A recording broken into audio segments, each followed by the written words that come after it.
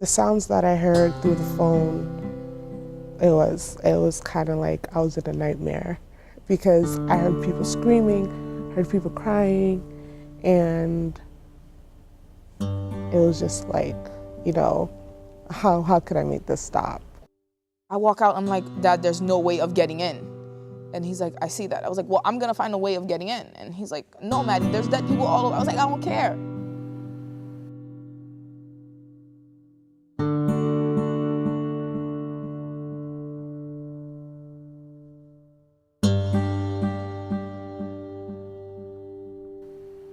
I'm Karen Fritchie, and I'm one of the coordinators of the walk for Haiti. We're the third largest Haitian community in the U.S. after Miami and New York City. The greater Boston area. When you have like events like that, like this going on, a lot of people who haven't seen each other in a while to come together, ideas start flowing inside their heads to do other things, not just, what we're doing here, but bigger things, to help out Haiti in a more effective way as well. Just the fact that you couldn't get in contact with anybody and the things that you were seeing on TV, if you weren't depressed, I don't even understand. I couldn't even function.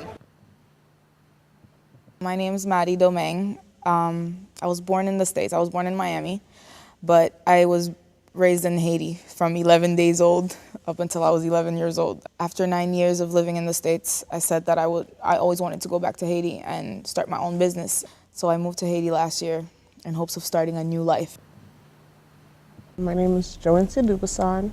I am 22 years old. I was born in Haiti, and I left Haiti around when I was 2.5 years old. My Haiti, it's like everyday vacation. Everyone's friendly, they call each other brother and sister, The food is great. It's just a place, it's paradise. It was the only day that it didn't rain because the year started off with rain. It was hot out. All I hear is this sound, this horrible sound, like the house is collapsing. And I turn around and I watch the car like it had hydraulics on it, just bounce up and down underneath the garage. I see the house go up in front of me, and it went round and round. Now, this is a huge house. So I screamed, and my mom was on her knees praying because my mom's very religious. And she started praying. She's like, stop crying, just pray, just pray.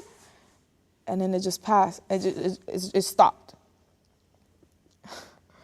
My dad just walked out, and then he was like, look, everything's gonna be okay, don't worry.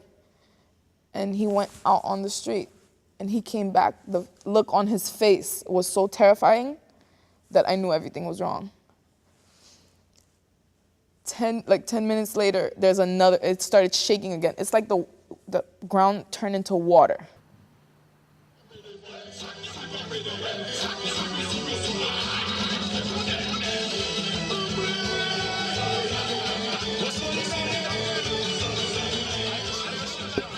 I would sit down and listen to the radio. When I heard that, my wife was out. I said no. Only one thing, I said no. And then I went upstairs, I opened the TV. When I see that, only one thing. I can say A, I can say B, water just come on my eyes. That's all. And then like about you, I was real shocked. It was a big shock for me. I had a cousin that recently visited. He was in Haiti while the earthquake happened. He was supposed to come back the week before, and he went down there just on vacation for December break. He really enjoyed Haiti a lot. He's always there. And my mom actually called me before I got home, and she was just hysterical, like, there was an earthquake, we can't get through, and we don't know what's going on, and the phones are down, the phone lines are down, and she was like going, she was going crazy, basically. And then I saw it on the news, and that's when my heart just dropped. We kept on calling everybody, nobody's phone was working. Radio wasn't working, nothing was working. We have a huge yard, and we have a gazebo in the back. So we took a few people of the neighborhood in so they could sleep somewhere, the ones that had babies. And we put a bunch of comforters on the floor of the gazebo so that we all could sleep. The whole night I couldn't sleep. I went to sleep, it was like probably 12:30, and my phone rang. My phone usually doesn't ring late at night, so I was just kind of like, okay. And then I looked at the phone and I was just like, oh my gosh, that's my cousin. But every time I said his name, I would get no response. I didn't know if he was alive or if somebody found his phone or what was going on. I just knew I was getting phone calls. Yeah, it has affected me a lot because I did some volunteering work, like translation, and some of them were messages that were being sent to the center, and some of those messages that we had to translate were tough. So yeah, so it has impacted everybody, pretty much everybody that really cares about humanity. But for Haitians, it's gonna be with us for a very long time. So I called my boyfriend's father, and he would not answer the phone. So I called somebody in the neighborhood, and they told me the house collapsed with him in it. So at the moment, I just started screaming. Like, I dropped down on the floor and started screaming. And I'm like, oh my God, my world is over. I get there. I honestly didn't recognize where I was because everywhere was damaged. Front, back, side, everywhere was damaged. Now, I didn't know what to say, if I should scream or if I should just die, or I don't know, because I'm very attached to his father. And my dad, as a man, a very strong person, has a very strong character. My dad says, I'm not staying here. That man was too sweet. I can't stay here, Maddie. I can't breathe. Maddie, let's go, let's go. And as we're heading back home, we're seeing worse and worse. Down Delma, the road of Delma. It's like a little highway, a small highway. All you see is white sheets going down. White sheets of bodies. It's just like I felt like he was trying to reach out and say something, but he couldn't, and I'm here and I can't do anything about it. So it was hard. I wasn't trying to think of the worst that could possibly happen. I was just kind of, thinking, okay, how are we going to get him out? If he is under the house, or if something really bad happened, like, what are we going to do to make sure he gets back home safe? The phone calls happened until, they continued until, I could say, 2 days after the whole situation happened, and then they just stopped. On TV, they were mostly showing Port-au-Prince, but there were places outside of Port-au-Prince that got hit pretty hard, like Jacmel. And a lot of the messages were coming from Jacmel, and where people were saying that it's like they were saying that we see that all the efforts is directed towards Port-au-Prince, but Jacmel has been hit hard, and that it's starting to stench. My sister was telling me that she's stuck in the house. The grocery store next to her is closed. She has no food with her, and she's pregnant. So the next day, there was no gas. They weren't selling gas anywhere. I walked from my house up to the mountain. It had to be a 4-hour walk. There's bodies on the floor, and the sun is extremely hot. Can you imagine the smell? And you hear pop, pop, bodies are popping off the floor, on the floor, decomposing. Pop, and their stomachs are growing big. It was ridiculous. Those images don't come out of your head just like that.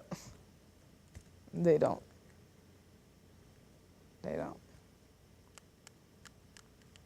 So, we went home.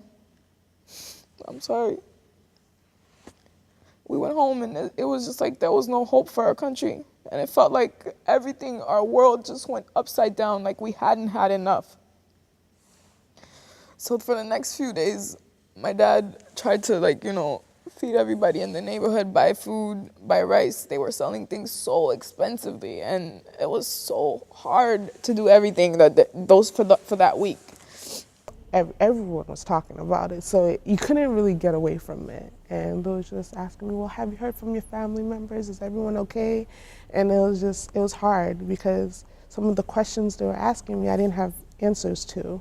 The following week, I think it was Thursday or Friday, I got a phone call from my aunt and said they found him and he's okay.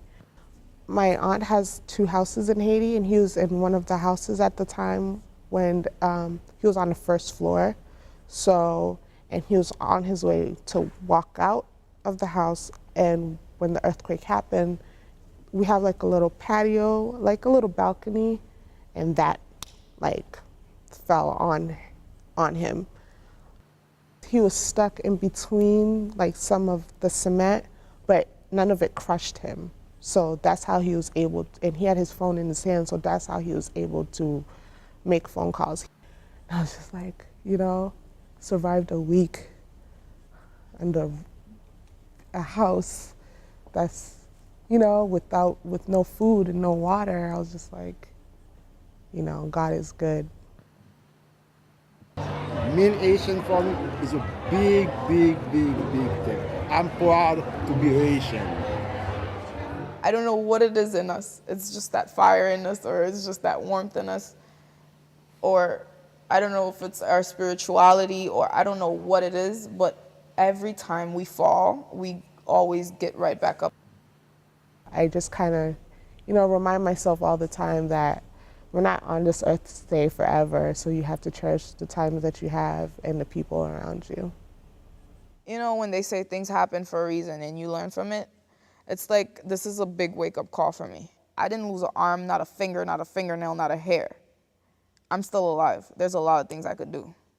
Regardless of the circumstances and the things that that happen, I'm still really proud of my country. I'm proud to be who I am, and I wouldn't change that for the world.